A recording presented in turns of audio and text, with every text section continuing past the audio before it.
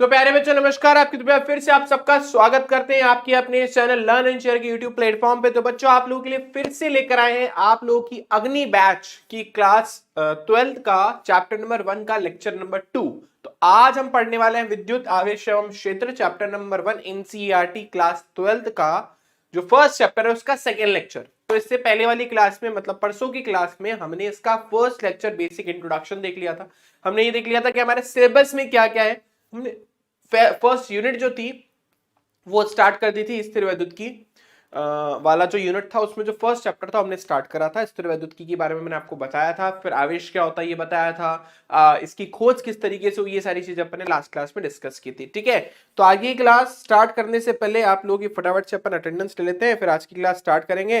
इससे पहले सबसे रिक्वेस्ट है कि जितने भी अपने दोस्त भाई यार ठीक है उन सबको फटाफट से वीडियो का लिंक भेज दीजिए, शेयर कर दीजिए ताकि सारे बच्चे भी जो है क्लास ज्वाइन कर सकें। तो वैष्णवी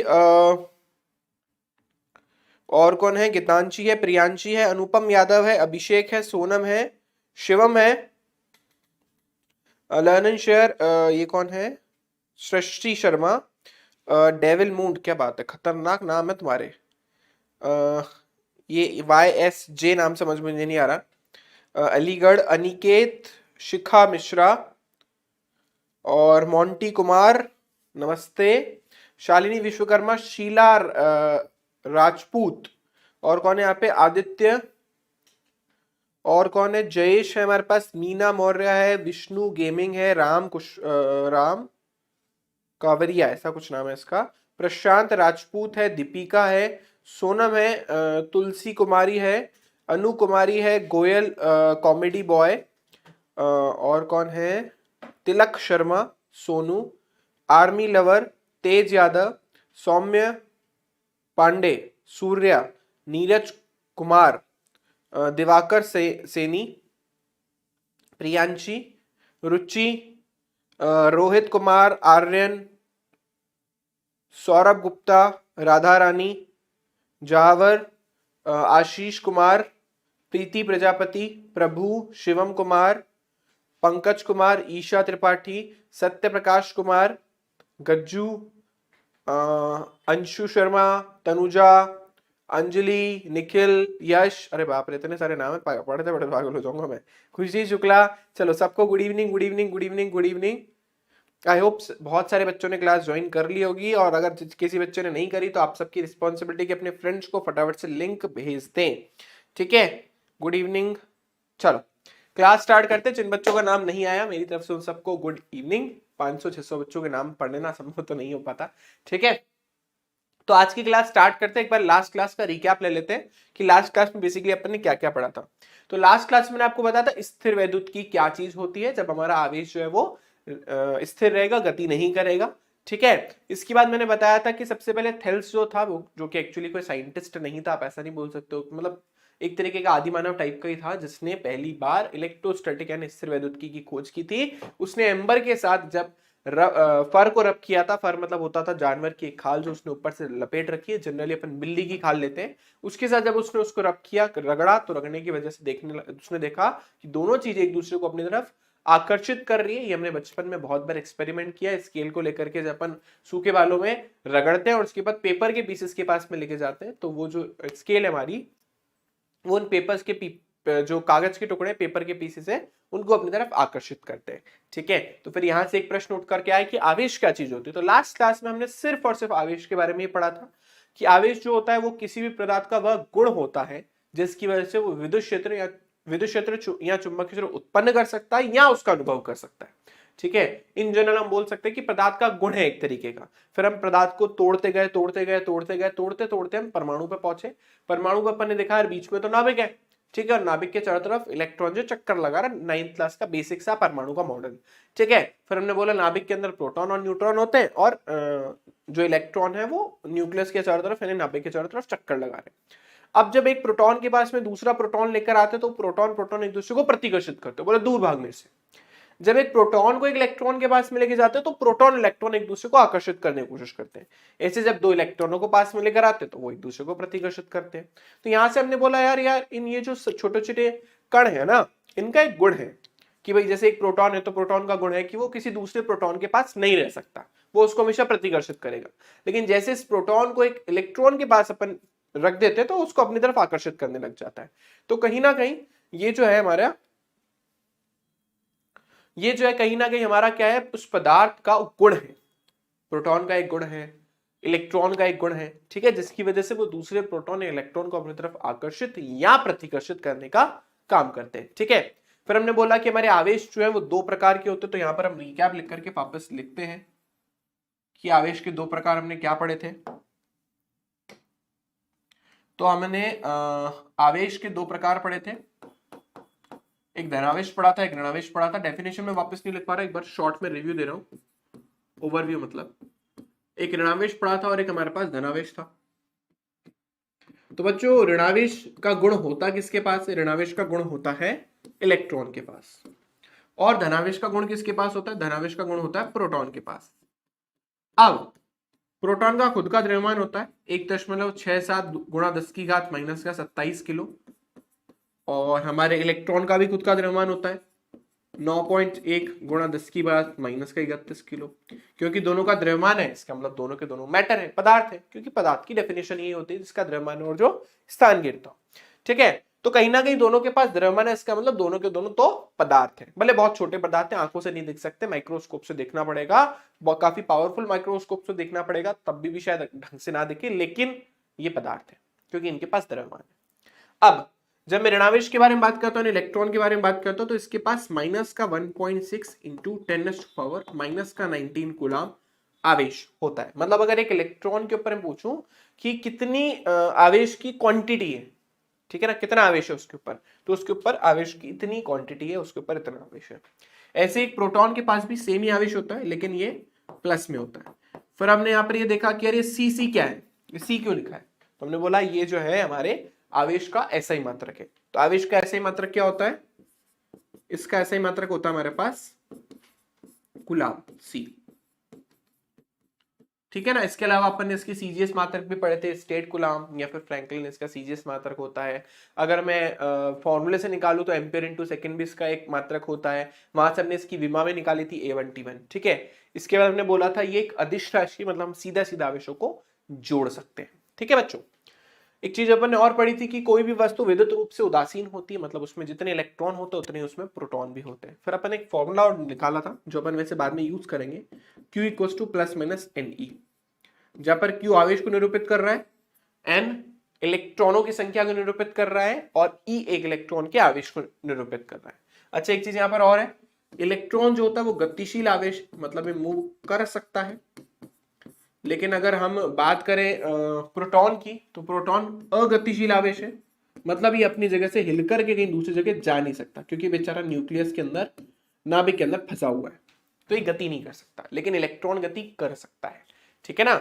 इसलिए कभी भी कोई वस्तु आवेशित होगी ना, तो उस केस में या तो उसमें इलेक्ट्रॉन बढ़ रहा होगा या तो उसमें से इलेक्ट्रॉन घट रहा होगा। ठीक है, चलिए तो आज हम देखते हैं छोटा सा एक्सपेरिमेंट जो हमारी एनसीईआरटी वालों ने दिया है।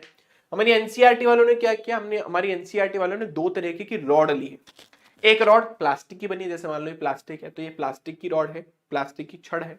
और एक उन्होंने ली कांच की छड़। कांच की छड़ आपको कहां मिलेगी? बहुत आसान है, 11th क्लास में जब केमिस्ट्री के प्रैक्टिकल करते थे तो हम लोगों ने देखा होगा एक डंडी होती थी ना, जिससे अपन जो है मिलाया करते थे सोल्यूशन को। अगर वो भी याद नहीं है तो आप लोगों ने पीपेट यूज करी होगी। ब्यूरेट तो मोटी वाली होती है, पीपेट जिससे सक करके 10 ml या 20 ml क्वांटिटी निकालते हैं, तो वो कांच की बनी हुई होती है।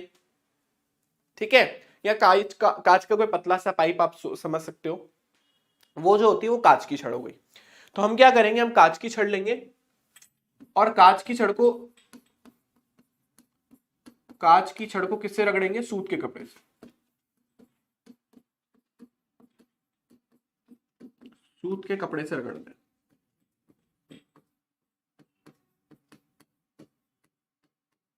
कांच की छड़ को सूत के कपड़े से रगड़ते हैं। जब हम कांच की छड़ को सूत के कपड़े से रगड़ेंगे बच्चों, तो कांच की छड़ तो जो है वो जाएगी धनावेशित। अब कैसे होगी, क्या होगी, वो सब अपन बात करेंगे, पर अभी के लिए धनावेशित हो जाएगी। और सूत का जो कपड़ा है वो हमारे पास ऋणावेशित हो जाएगा। अगर एक वस्तु धनावेशित हो रही है तो दूसरी ऋणावेशित होगी, ऑब्वियस है। इसी तरीके से बच्चों हम प्लास्टिक या एबोनाइट की छड़ को ऊन के कपड़े के साथ रगड़ेंगे। ठीक है, ऊन का कपड़ा है, फर के साथ रगड़ेंगे। तो हमारा प्लास्टिक या एबोनाइट,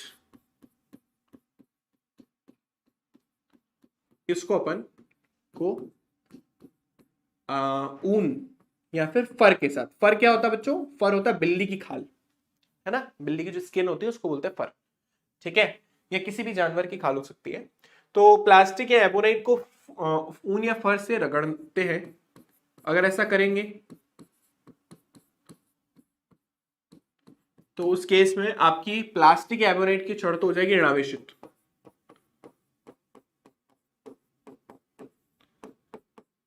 और ऊन या फर आपका हो जाएगा धनावेशित। अब कौन धनावेशित होगा कौन ऋणावेशित होगा, इसके लिए मैं आपको एक छोटी सी सीरीज लिखवा रहा हूं। उस सीरीज के बेसिस पे आप पता कर सकते हो कि दो वस्तुओं को रगड़ने पर कौन धनावेशित होता है और कौन ऋणावेशित, ठीक है। तो ये सीरीज आपको याद रखनी है, लर्न ही करनी है, ठीक है। तो फटाफट से सीरीज हम देख लेते हैं।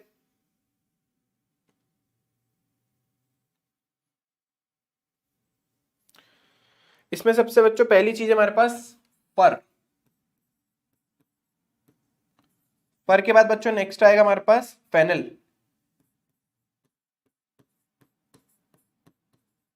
फेनल के बाद थर्ड चीज आएगी हमारे पास वैक्स यानी मोम, फोर्थ चीज हमारे पास आएगी ग्लास यानी कांच, पांचवें नंबर पे हमारे पास आएगा कॉटन यानी ऊन, छठे नंबर पे हमारे पास आएगा पेपर यानी कागज, सातवें नंबर पर हमारा आएगा सिल्क, सिल्क का मतलब होता है हमारे जो है रेशम, रेशम को बोलते हैं सिल्क। आठवें नंबर पे हमारे पास आएगा ह्यूमन बॉडी मानव शरीर,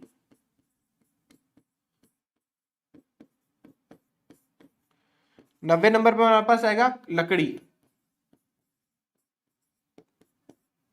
दसवें नंबर पर हमारे पास आएगा कोई भी धातु, ग्यारहवें नंबर पर हमारे पास आएगा रबर, फिर आएगा हमारे पास रेजिन,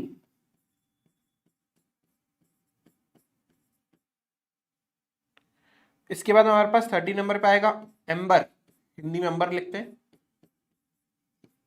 14वें नंबर पर हमारे पास आएगा सल्फर,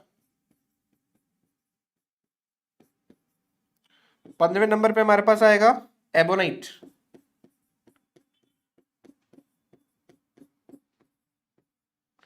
ठीक है, और 16 नंबर पर हमारे पास आएगा, चलो रहने दो उसको, ठीक है। तो ध्यान रखिएगा अगर हम इनमें से कोई भी चीज को रगड़ते हैं तो ऊपर वाली चीज धनावेशित और नीचे वाली चीज ऋणावेशित हो जाएगी, मतलब ऊपर से नीचे पर जाने पर वस्तु ऋणावेशित होती है,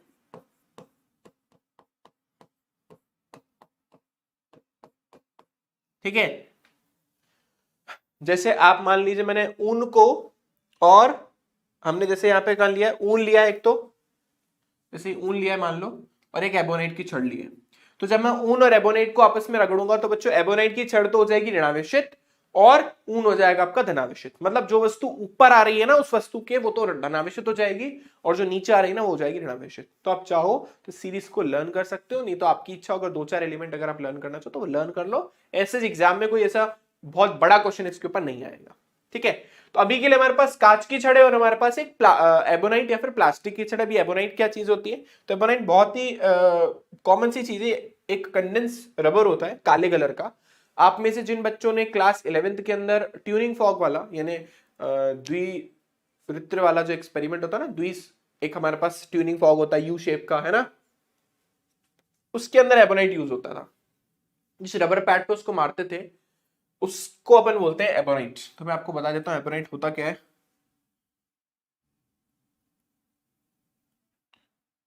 तो एबोनाइट कुछ इस तरीके का मटेरियल है बच्चों, ये देखिए, ठीक है ना, ऐसा काले कलर का होता है, इसने तो अलग अलग शेप बना रखे हैं। बाकी एबोनाइट कुछ इस तरीके का दिखता है, इस तरीके का है, ठीक है, काले कलर का होता है, बिल्कुल एक तरीके का रबर होता है। कंडेंस रबर का मतलब होता है काफी आप इस तरीके से बोल सकते हो कि ना, जैसे नॉर्मली रबर क्या होता है, इजीली स्ट्रेच हो जाता है, खिंच जाता है, तो इजीली स्ट्रेच नहीं होता, मतलब इसके अणु काफी पास पास होते हैं, इसका घनत्व काफी ज्यादा होता है, ठीक है ना। तो ये हमारे पास एबोनाइट होता है, नॉर्मल रबर ही है एक तरीके का, ठीक है बच्चों, बट थोड़ा ज्यादा घनत्व होता है इसका। तो हम क्या करने वाले हैं, हम एक कांच की छड़ लेंगे और उसको क्या करेंगे, हवा में लटका देंगे, देखते हैं क्या होता है। तो हमने लिया है कांच की छड़ और एक रेशम के कपड़े से उसको हवा में लटका देंगे, रेशम के धागे से। मान लीजिए आपके कांच की छड़ है तो धनावेशित है ये तो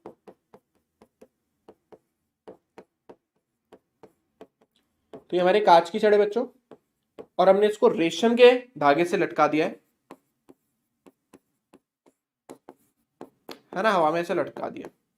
जैसे मान लो ये मेरे पास रॉड है प्लास्टिक की, तो मैं क्या करूंगा, इसके ऊपर धागा बांधूंगा और उसको हवा में लटका दूंगा, मतलब ये फ्री मूव कर सकती है आराम से।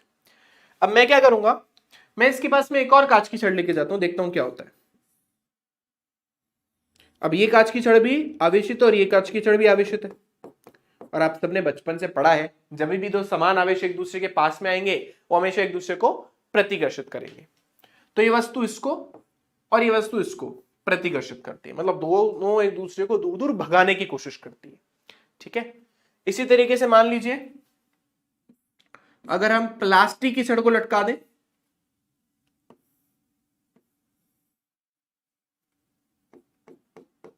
ठीक है, और दूसरी प्लास्टिक की छड़ इसके पास में लेकर आए,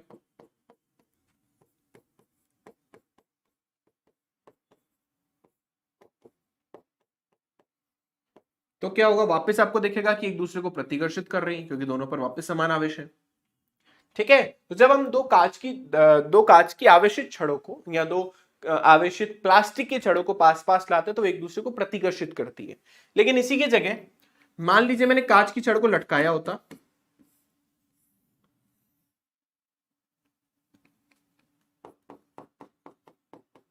और प्लास्टिक की छड़ को इसके पास में लेके जाता, तो दोनों एक दूसरे को आकर्षित करते हैं। बच्चों ये एरो पास पास लाने का मतलब है दोनों एक दूसरे को आकर्षित कर रहे हैं।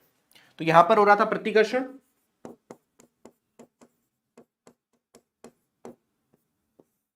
यहां पर भी हो रहा था प्रतिकर्षण, और बच्चों यहां पर हो रहा था आकर्षण। तो इस छोटे से एक्सपेरिमेंट से, इस छोटे से प्रयोग से हमने क्या निष्कर्ष निकाला, बहुत सिंपल सा निष्कर्ष निकाला भाई कि अगर हम समान आवेशों को पास में लेकर आते हैं तो वे एक दूसरे को दूर भगाते हैं, तो हमने पहले बोल दिया। और जब हम विपरीत आवेशों को एक दूसरे के पास में लेकर आते हैं तो वो एक दूसरे को आकर्षित करते हैं। ठीक है बच्चों, तो इस प्रयोग में हम यही लिखेंगे लास्ट में। ये फिर कह रहा हूं अगर आपको याद करने की इच्छा हो तो याद कर लीजिएगा, मैं इसमें इंपॉर्टेंट बता देता हूं। फॉर इंपॉर्टेंट है, मोम इंपॉर्टेंट है, कांच इंपॉर्टेंट है, ऊन इंपॉर्टेंट है, कागज इंपॉर्टेंट है, रबर इंपॉर्टेंट है, एम्बर इंपॉर्टेंट है और एबोनाइट इंपॉर्टेंट है। जिन जिन पे मैंने मार्क करा वो इंपॉर्टेंट है, आप उनको सीरीज में याद कर लीजिए, बाकी सब इतने काम के नहीं है। ठीक है, तो अपन क्या बोलेंगे, उपरोक्त प्रयोग से स्पष्ट है कि समान आवेश एक दूसरे को प्रतिकर्षित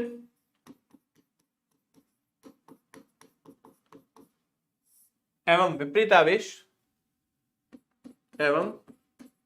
विपरीत आवेश, इसको बच्चों सजातीय और विजातीय भी बोलते हैं। कभी कभी समान आवेशों को सजातीय आवेश और विपरीत आवेशों को विजातीय आवेश भी बोलते हैं। ठीक है, तो विपरीत आवेश एक दूसरे को आकर्षित करते हैं।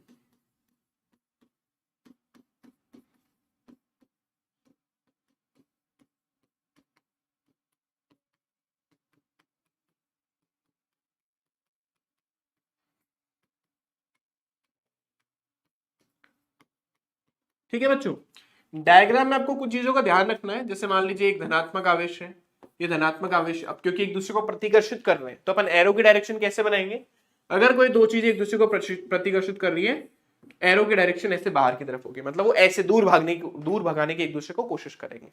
ठीक है, तो हमारा क्या हो रहा है, प्रतिकर्षण। ऐसे मान लीजिए ये एक ऋणावेश है, ये भी एक ऋणावेश है, फिर हमें पता है एक दूसरे को प्रतिकर्षित करेंगे।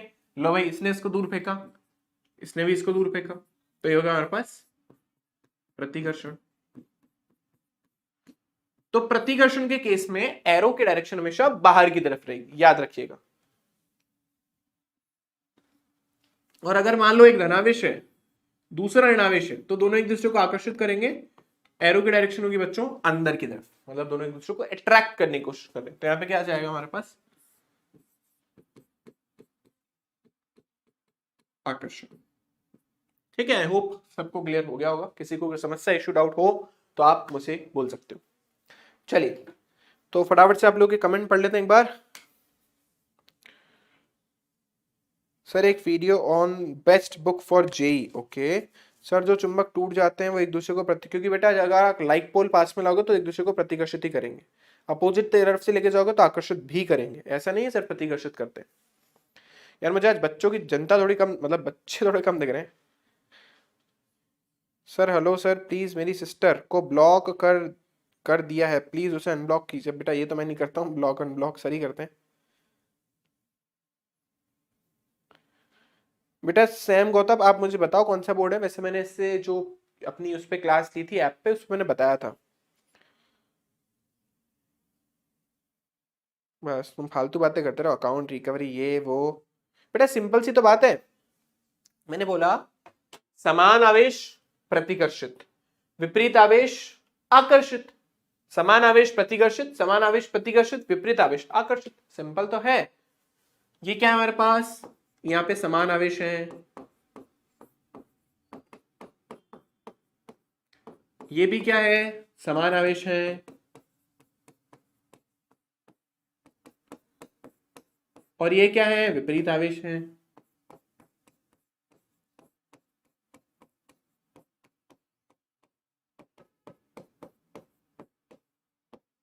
ठीक है बच्चों, आई होप यहां तक सबको क्लियर हो गया होगा।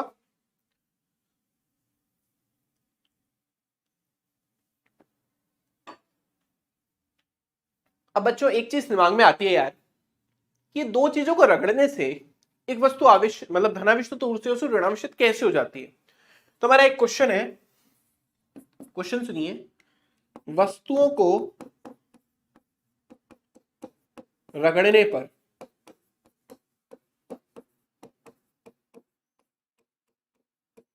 एक वस्तु धनावेशित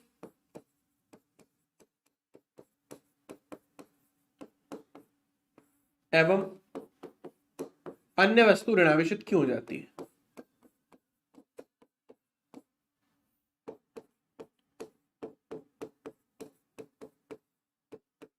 क्यों, वाई हो जाती है।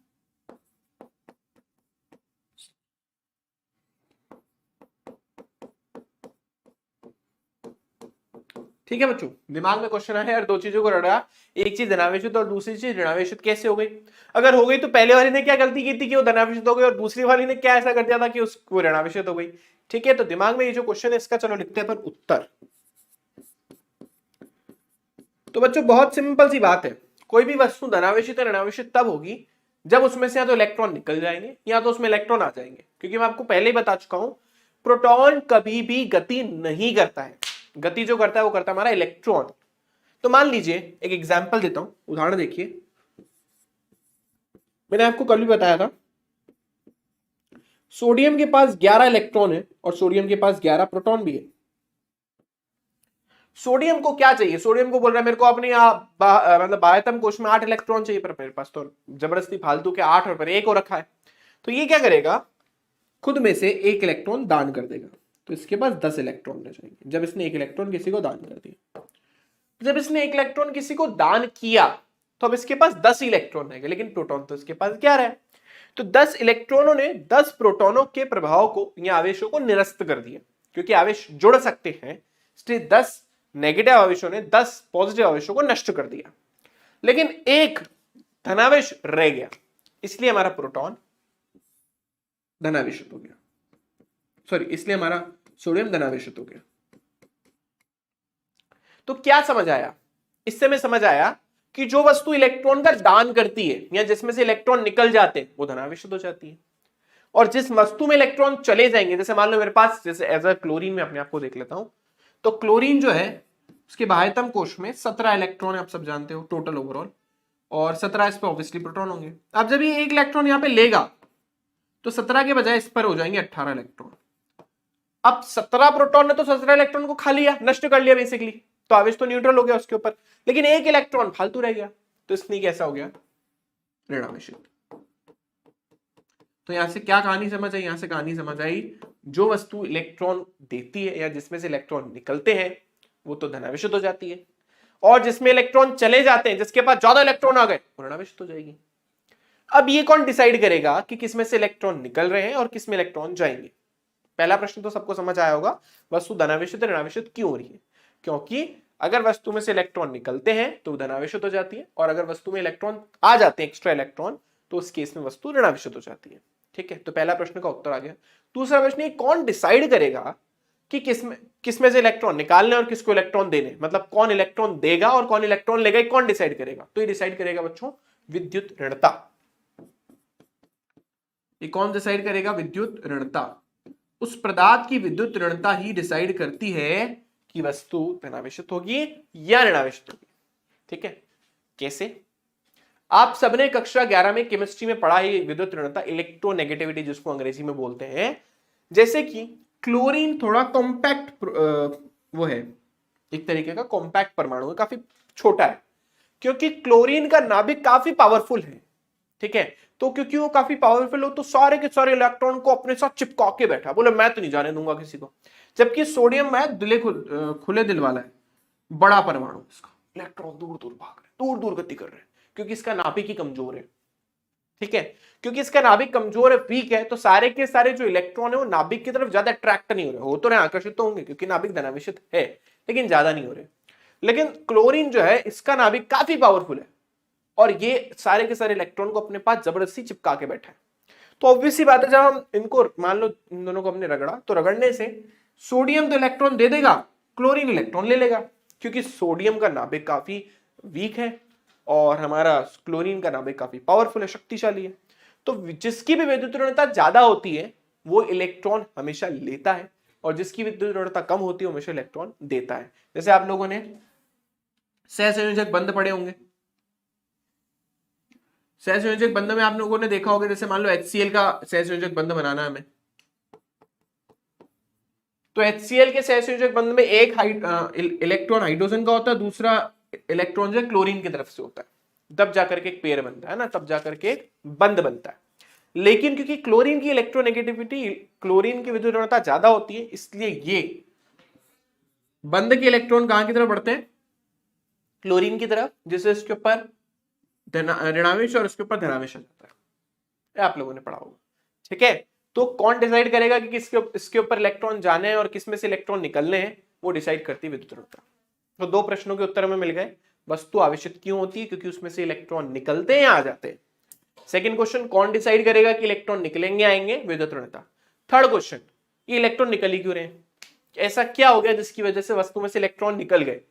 तो बहुत सिंपल सी बात है, जब आप दो चीजों को आपस में रगड़ते हो तो रगड़ने की वजह से आपने कुछ काम किया, काम करने की वजह से आपको पता है आपके हाथों में जैसे गर्मी उत्पन्न हो रही है ना यहाँ पे मेरे पास, तो कहीं ना कहीं दो चीजों को रगड़ने से भी ऊष्मा उत्पन्न होती है।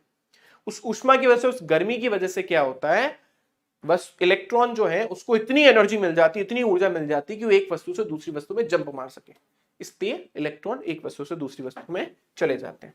तो बस इसको अपने को थ्योरी में लिखना है, इन सबको अपन हटा देते हैं।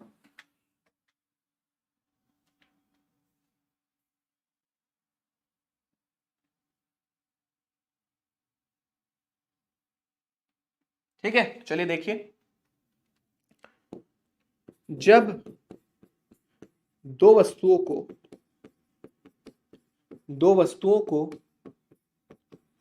आपस में रगड़ा जाता है,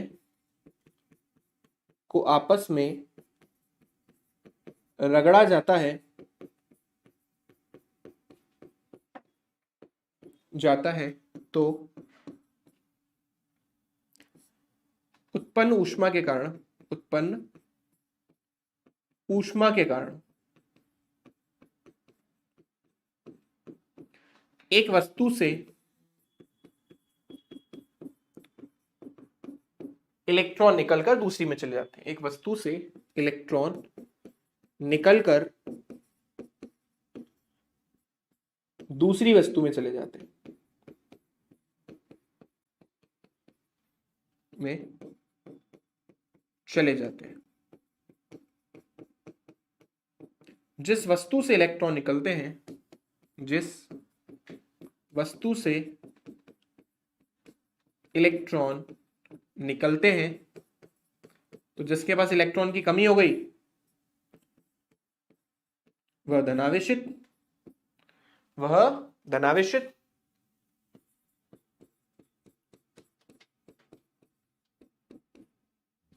एवं जिसमें इलेक्ट्रॉन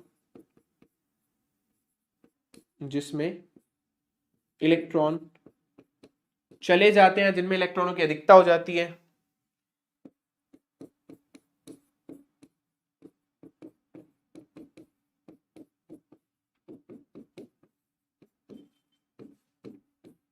वह ऋणावेशित हो जाती है।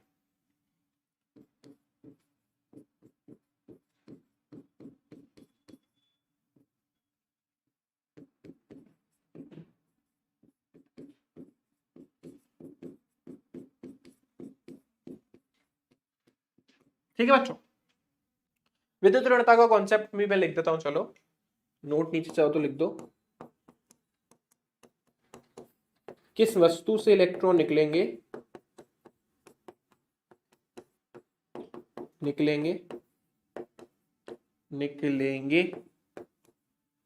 एवं वह किस में जाएंगे,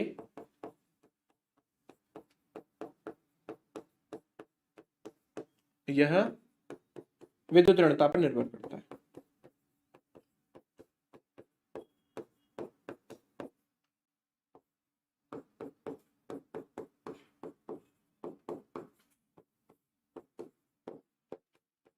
ठीक है बच्चों, आई होप यहां तक सबको क्लियर हो गया होगा। बहुत आसान सी, बेसिक सी और बहुत ही इजी थ्योरी लिखी है मैंने आप लोगों के लिए। ठीक है, अब दूसरा प्रश्न एग्जाम में आया, बताइए कि क्या किसी वस्तु को आवेशित करने पर उसके द्रव्यमान पर कोई प्रभाव पड़ता है क्या? तो हमारा नेक्स्ट प्रश्न यही है, क्या वस्तु को आवेशित करने पर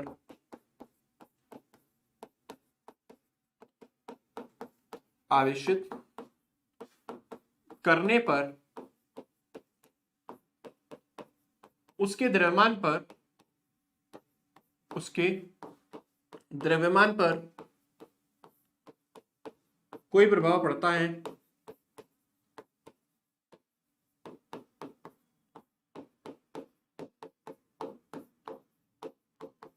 ठीक है ना, अपने को बस बताना है पड़ता है नहीं पड़ता, पड़ता तो क्यों पड़ता है, कैसे पड़ता है, ब्ला ब्ला।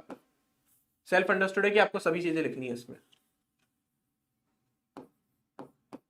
अब भाई देखो, सिंपल सी सीधी सी अच्छी सी बात है, अगर मेरे में से इलेक्ट्रॉन निकल के चले गए तो हर इलेक्ट्रॉन अपने साथ कुछ ना कुछ द्रव्यमान लेके जा रहा है। बोले आवेश तो लेके जा ही रहा है, साथ के साथ द्रव्यमान भी लेके जा रहा है। हर इलेक्ट्रॉन अपने ऊपर 9.1 गुणा 10 की घात -31 किलो का द्रव्यमान लेके चल रहा है, क्योंकि खुद एक तरीके का पदार्थ है।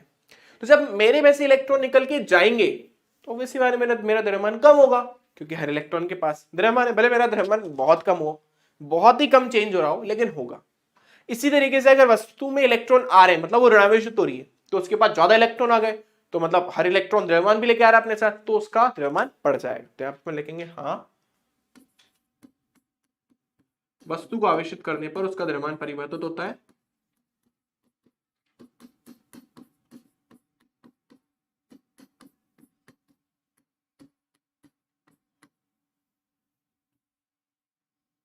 आवेशित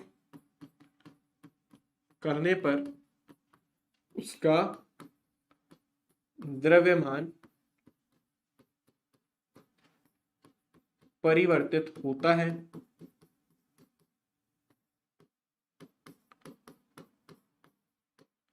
जो वस्तु धनावेशित होती है, जो वस्तु धनावेशित होती है, कौन सी वस्तु धनावेशित होती है? जिसमें से इलेक्ट्रॉन निकलेंगे, जिससे इलेक्ट्रॉन निकलते हैं,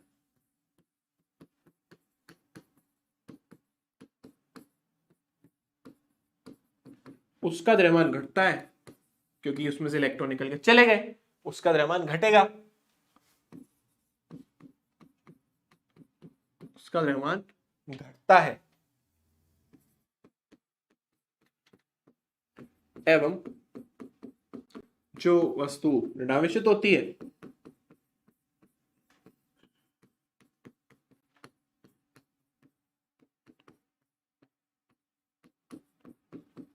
मतलब जिसमें इलेक्ट्रॉन चले जाते हैं, जिसमें इलेक्ट्रॉन आ जाते हैं, उसका द्रव्यमान बढ़ जाता है, उसका द्रव्यमान बढ़ जाता है।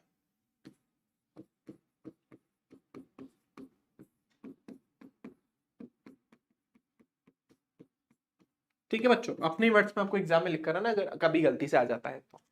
ठीक है, चलो इस पे एक छोटा सा बच्चों जैसा फर्जी सा न्यूमेरिकल कर देते हैं अपन। तो उसके ऊपर देखिए एक आंकिक प्रश्न,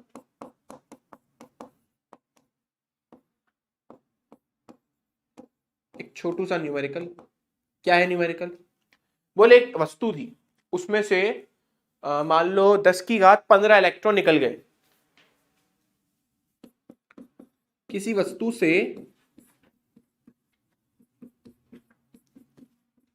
10 की घात 15 इलेक्ट्रॉन निकल जाते हैं,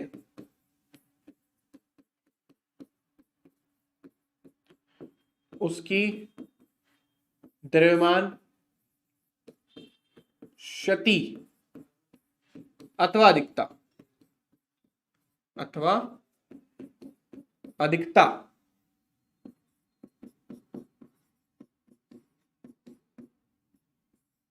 की गणना कीजिए।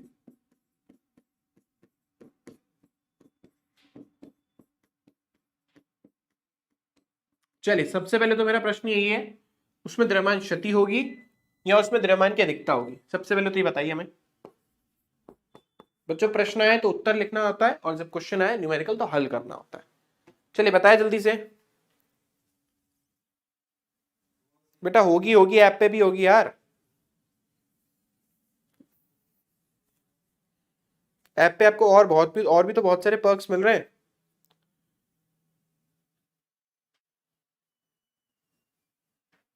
ओ माय गॉड, बहुत ही बढ़िया।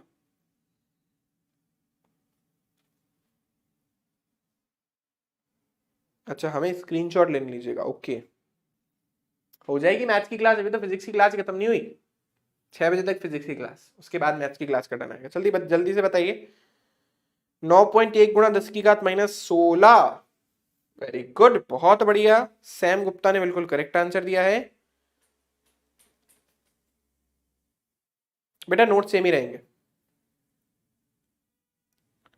बेटा 2 ही वस्तुओं के साथ होगा, 3 वस्तु के साथ होना थोड़ा मुश्किल होता है। 3 वस्तु को एक साथ कैसे रगड़ोगे?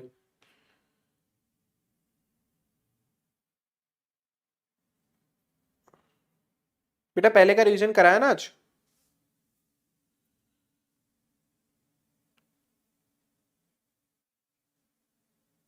बेटा बिल्ली की कैट स्किन, उसको फर बोल दो आप डायरेक्ट। आप उससे रगड़ने पर फर जो होगा वो ऋणाविष्ट हो जाएगा। टेबल बताई थी ना, उसके अकॉर्डिंग चलना है। द्रव्यमान क्षति होगी, वेरी गुड। क्षति की जगह शांति क्यों लिखा भाई? बड़ी याद आ रही शांति की। हाँ जी, तो सबसे पहले चूंकि वस्तु से इलेक्ट्रॉन निकल रहे हैं अर्थात वस्तु धनावेशित होगी,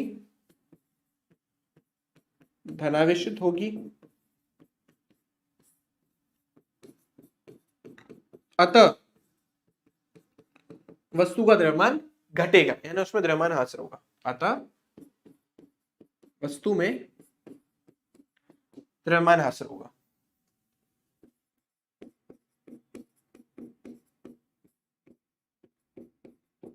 यहां से आप आंसर लिखना भी सीखें कि कैसे लिखना है एग्जाम में।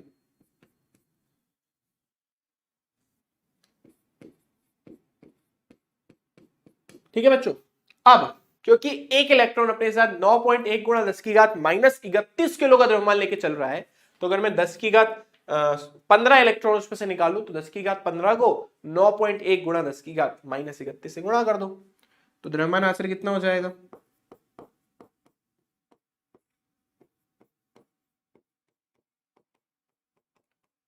इलेक्ट्रॉनों की संख्या जितनी निकली 10 की घात 15 गुणा 1 इलेक्ट्रॉन का द्रव्यमान।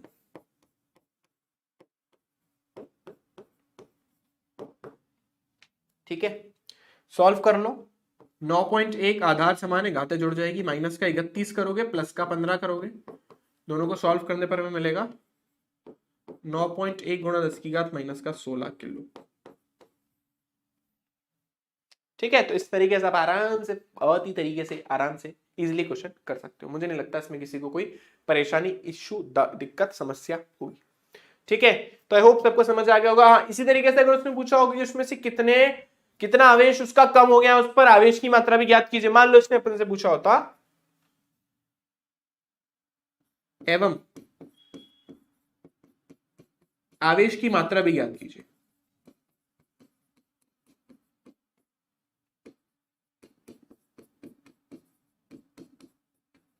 इसी क्वेश्चन में ऐड कर दिया भाई कितना आवेश जो है उसकी कितनी मात्रा है। तो ऑब्वियस ही बात है, धनावेश तो धनावेश तो हो रही है ना, तो अपन कैसे लिखेंगे इसको, Q इक्वल्स टू एन लिखेंगे, प्लस वाला क्यों, क्योंकि उसमें से इलेक्ट्रॉन निकल रहे, मान लो उसमें इलेक्ट्रॉन आ रहे होते तो मैं यहाँ पे माइनस का चिन्ह लगाता, क्योंकि वस्तु ऋणावेश होगी। तो ये भी आसानी है, प्लस कितने इलेक्ट्रॉन, 10 की घात 15, एक इलेक्ट्रॉन का द्रव्यमान है 1.6 गुणा 10 की घात माइनस का 19, सॉल्व किया 1.6 गुणा 10 की घात माइनस का 19 प्लस का 15, 1.6 गुणा 10 की घात माइनस का 4 कूलम।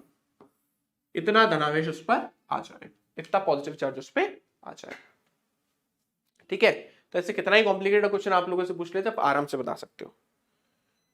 सिलेबस बेटा मैं आपको बता चुका हूं ऑलरेडी, कितनी बार पूछोगे, नवंबर तक कंप्लीट करा देंगे, इनको बस चैट ही करनी है। चलिए ओके, तो आई होप यहां तक सबको क्लियर हो गया होगा। अब जैसे आप लोगों ने जिस टॉपिक को क्लिक करके वीडियो पे क्लिक करा है कि वस्तु को आवेशित करने की विधियां कौन कौन सी है, तो अपन सबसे पहले डिस्कस कर लेते हैं किन किन विधियों से वस्तु को आवेशित किया जा सकता है। तो उसमें से एक या दो जितनी भी विधियां हो जाती है मैं पढ़ा दूंगा, अदरवाइज अपन बाकी विधियां कल पढ़ेंगे। ठीक है ना। इससे पहले एक और चीज मैं आप लोगों को चलो पढ़ा देता हूं, जिसको बोलते हैं भूसंपर्कित करना। भूसंपर्कित करना, जिसको हिंदी इंग्लिश में बोलते हैं अर्थिंग करना।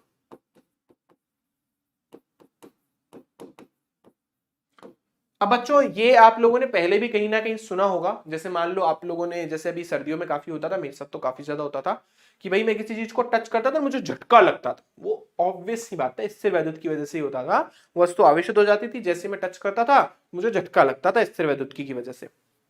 अच्छा, स्थिर वैद्युत की आपने और भी एग्जाम्पल देखे होंगे, वो एक मशीन आती है, ठीक है, उस मशीन के पास में से आप हाथ रखोगे ना तो आपको इलेक्ट्रिक शॉक्स अपनी अंगुलियों में जाते हुए दिखेंगे, या आप उसको टच करोगे उसके पास में आप लोग आपके बाल उड़ने लग जाएंगे। आप लोगों ने देखी होगी ऐसी मशीन, ठीक है, उसको वन डे ग्राफ जनरेटर बोलते हैं, जो भी हमारे सिलेबस में वो भी हम पढ़ेंगे।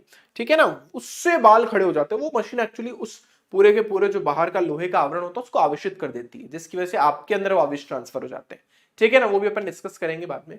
तो अर्थिंग का मतलब क्या होता है वो देख लेते हैं। तो मैं आपको बता रहा था कि जब आप किसी वस्तु को टच करते हो, मान लो उस पर आवेश है, तो आपकी बॉडी के थ्रू सारे के सारे आवेश किसमें चले जाएंगे, धरती माता में। धरती माता बहुत बड़ी वस्तु है, इस धरती पर सबसे बड़ी वस्तु धरती माता ही है। ठीक है ना, वो कितने भी आवेश ले सकती है, मतलब कितने भी इलेक्ट्रॉन ले सकती है और कितने भी इलेक्ट्रॉन दे सकती है। आपको जितने चाहिए वो दे देगी, जितने इलेक्ट्रॉन आप उसको देना चाहो दे सकते हो।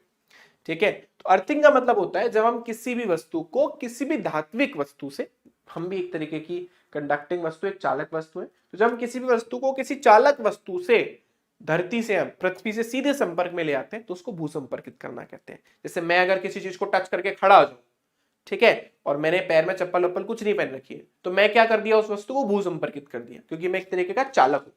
ठीक है ना, मैं मतलब विद्युत धारा का चालन कर सकता हूं, मैंने में से इलेक्ट्रिसिटी पास हो सकती है। ठीक है, या मान लो मैंने किसी चीज को तार के थ्रू जमीन से कनेक्ट कर दिया, तो वो उसको भी भूसंपर्कित करना ही बोलेंगे। जैसे हमारा जो घर होता है, तो घर में आपको सबको सॉकेट पता ही है, 5 पिन सॉकेट होता है, 5 मुंह वाला। इसमें से एक तो फेज होता है, एक दूसरा वाला न्यूट्रल होता है, आपस में कनेक्टेड होते हैं, इसलिए आप फोन का चार्जर सीधा लगाओ या ऐसे लगाओ चलता तो ही। ठीक है ना, मतलब एक ये वाली प्लग चाहिए, एक वाली प्लग चाहिए। इसमें ये वाला जो पॉइंट होता है इसको बोलते हैं अर्थ, ये अर्थ वायर होता है, जो जनरली कोई घर में लगाता नहीं, जो जनरली एसी वगैरह, रेफ्रिजरेटर वगैरह, या जो बड़े बड़े घर होते हैं जिनमें काफी हैवी इक्विपमेंट यूज होते हैं, वो अर्थ वायर का यूज करते हैं। तो ये जो अर्थ वायर होती है, इसके लिए मैंने आपको बताया था, पहले भी बहुत बार बता रखा है इसके लिए एक तांबे का तार लेते हैं, कॉपर का तार लेते हैं, उसको एक प्लेट से कनेक्ट करते हैं, गड्ढा खोदते हैं, उस प्लेट को रखते हैं, तांबे का तार उसमें से निकालते हैं, उसके ऊपर कोयला और नमक जो होता है वो डालते हैं, मिट्टी से बंद करके थोड़ा सा पानी डाल देते हैं, ठीक है ना। और उस वायर को घर में जितने भी सर्किट्स होते हैं, बोर्ड्स होते हैं, उस सब में अर्थ से कनेक्ट कर देते हैं कि भाई अगर ज्यादा इलेक्ट्रिसिटी आ जाए तो वो उस पॉइंट के थ्रू किस में चली जाए, धरती माता में चली जाए। तो यहाँ पर भी अर्थिंग का मतलब यही है, जब हम किसी भी चालक के थ्रू वस्तु को सीधे पृथ्वी के संपर्क में ले आते हैं तो उसे हम बोलते हैं भू संपर्कित करना, ठीक है ना। तो डेफिनेशन अपन लिखेंगे, जब किसी वस्तु को चालक के द्वारा सीधे पृथ्वी से जोड़ दिया जाता है, पृथ्वी से जोड़ दिया जाता है,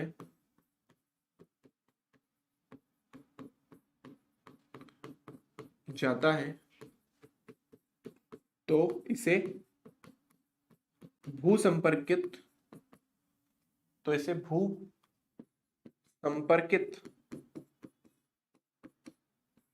करना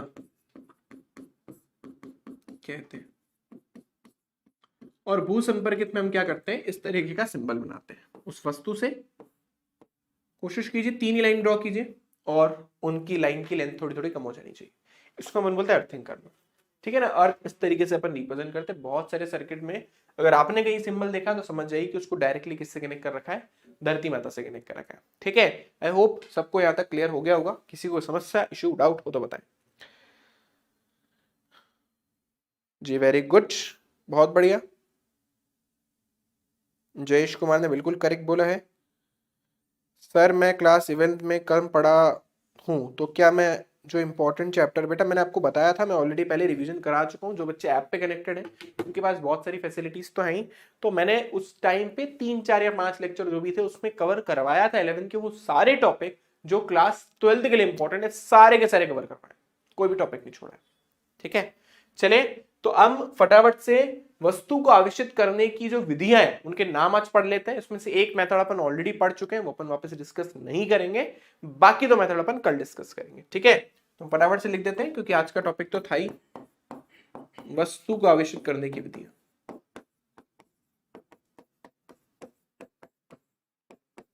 आविष्कृत करने की विधियां,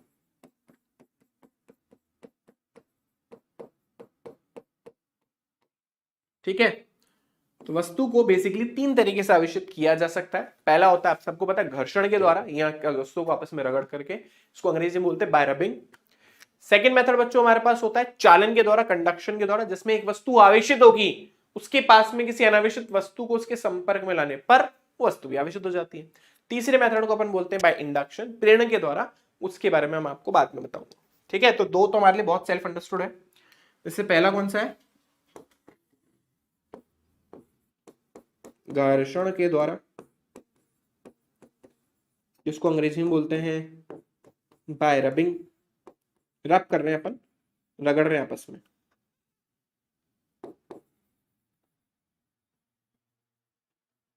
सेकंड मेथड है चालन के द्वारा, बाय कंडक्शन।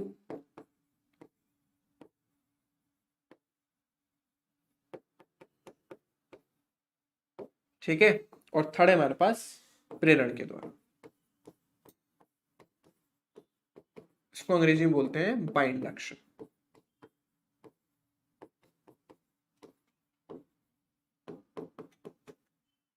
ठीक है, ये हमने ऑलरेडी पढ़ लिया है, अब डिस्कस नहीं करेंगे, जिसमें वही सिंपल सेम रावण लिखनी है।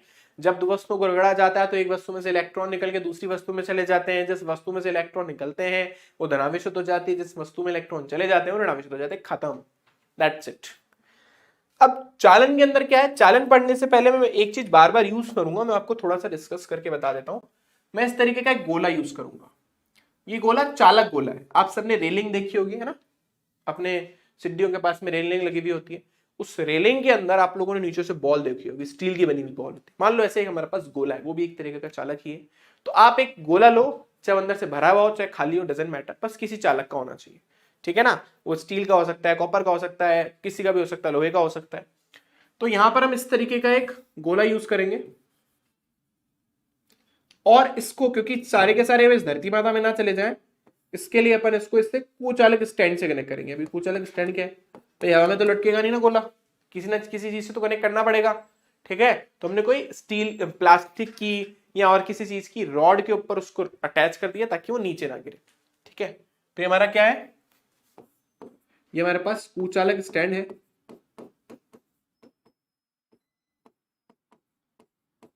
और ये हमारे पास चालक गोला है।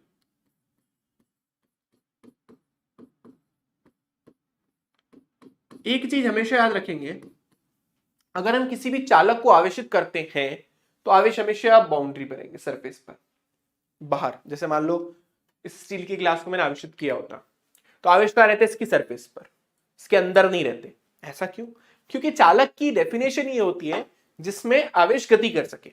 मैंने आपको पहले डेफिनेशन नहीं लिखवाई, वो मेरी गलती थी, पर आई होप सबको पता ही है। चालक वो वस्तु होती है जो विद्युत धारा और क्या बोलते हैं, विद्युत ऊष्मा का चालन करती है, इसी से नाम पड़ा उसका चालक। तो भाई उसमें इलेक्ट्रॉन गति कर सकता है।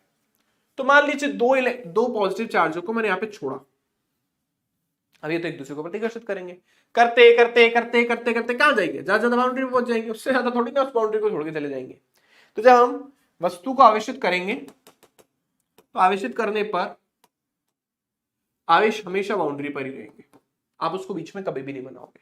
आवेश हमेशा कहां पर बनाओगे, बाउंड्री पर, ऐसे इस तरीके से बनाओगे, ठीक है। तो ये डायग्राम, ये चित्र अपन बार बार यूज करेंगे, जिसमें आप, आई होप सबको समझ आ रहा हो। मान लो इस कोई प्लास्टिक का नीचे का स्टैंड है और मान लो इसके ऊपर मैंने गोला रख दिया और गोला लोहे का है, ठीक है ना। ये प्लास्टिक का है, स्टील का नहीं है, प्लास्टिक का मानना है, नहीं मानना है, लेट करना है, माना कि मैथ्स में बड़ा मानते हो ना। तो ये इस तरीके से इसके ऊपर एक गोला रखा हुआ है, वो चालक का है और ये आपका कुचालक स्टैंड है, ठीक है ना। इस तरीके के एक अपन वस्तु के बारे में बात कर रहे हैं। तो चालन के अंदर क्या होगा, चालन मेथड भी चलो मैं आपको पढ़ा ही देता हूं।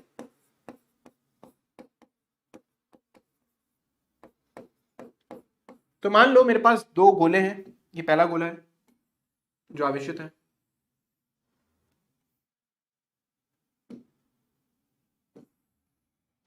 ना, ये पहला गोला है, इसको गोला नंबर ए नाम दे देते हैं, है ना, ए फॉर एप्पल। और इस तरीके से एक और दूसरा भी ले लेते हैं, ये कुचालक है, मतलब सॉरी ये अनावेशित है, उदासीन है गोला,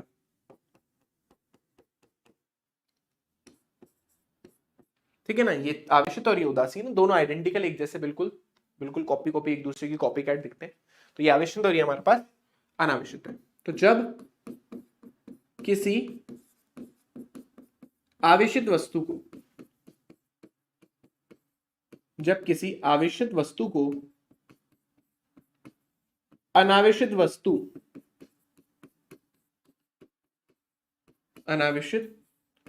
वस्तु के संपर्क में लाया जाता है, संपर्क में लाया जाता है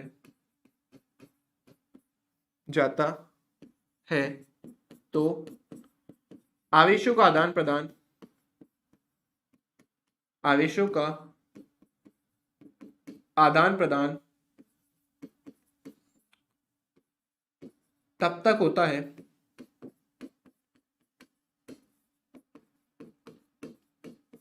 जब तक दोनों में समान आवेश ना आ जाए, जब तक दोनों में समान आवेश ना आ जाए,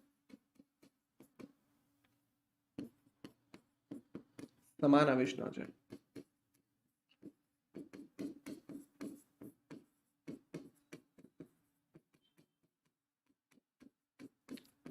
ठीक है बच्चों, तो बस इसमें भी ये करेंगे, दोनों को अपन कांटेक्ट में लेकर आएंगे, एक दूसरे के संपर्क में लेकर आएंगे। तो ये देखो, ये गोला है हमारे पास, इसको एक गोला बोल देते हैं अपन।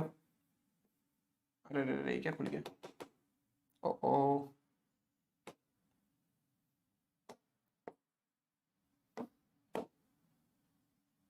चलो छोड़ो, मैं खुद ही बना लेता हूँ। अरे रे रे रे, ये पहला गोला और ये दूसरा गोला, दोनों को अपन कॉन्टैक्ट में ले आए, है ना। ये आपका ए है, ये आपका बी है। ठीक है, इस पे चार्ज काउंट कर लो, 1 2 3 4 5 6 7 8 9 10 11, एक 12 और बना दो, तो 6 इस पे आ जाएंगे, 6 इस पे आ जाएंगे, 1 2 3 4 5 6, 1 2 3 4 5 6। ठीक है ना, बस इनको दोनों को दूर दूर रख दो, खत्म, तुम्हारा काम हो गया।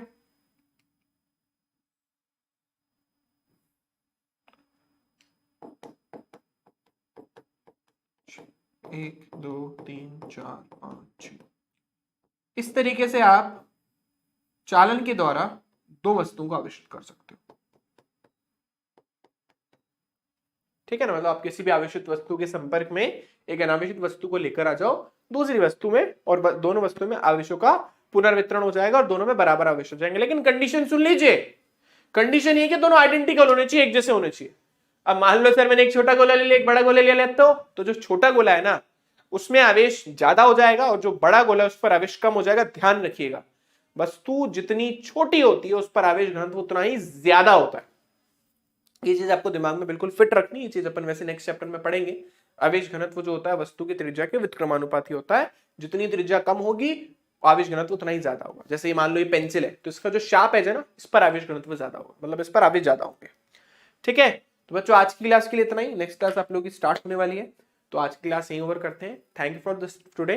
अच्छा लगा वीडियो तो लाइक जरूर करिएगा, ज्यादा से ज्यादा वीडियो को शेयर करना है, और चैनल सब्सक्राइब नहीं करा तो सब्सक्राइब कर लीजिएगा। जिन बच्चों ने अभी तक अग्नि बैच अभी तक भी ज्वाइन नहीं करा तो फटाफट से ज्वाइन कर लो, और बहुत सारी आप लोगों को पर्क उसमें मिलने वाले हैं, पर्क मतलब खाने वाली पर्क नहीं, बहुत सारी फैसिलिटीज आपको मिलने वाली है। हर चैप्टर के बाद आप लोगों का एक सब्जेक्टिव टेस्ट भी लिया जाएगा, तो प्लीज जितने बच्चों ने अभी तक अग्नि बैच ज्वाइन नहीं करा वो ज्वाइन करिए। चलिए मिलते हैं नेक्स्ट क्लास में, वीडियो देखने के लिए धन्यवाद, बाय बाय।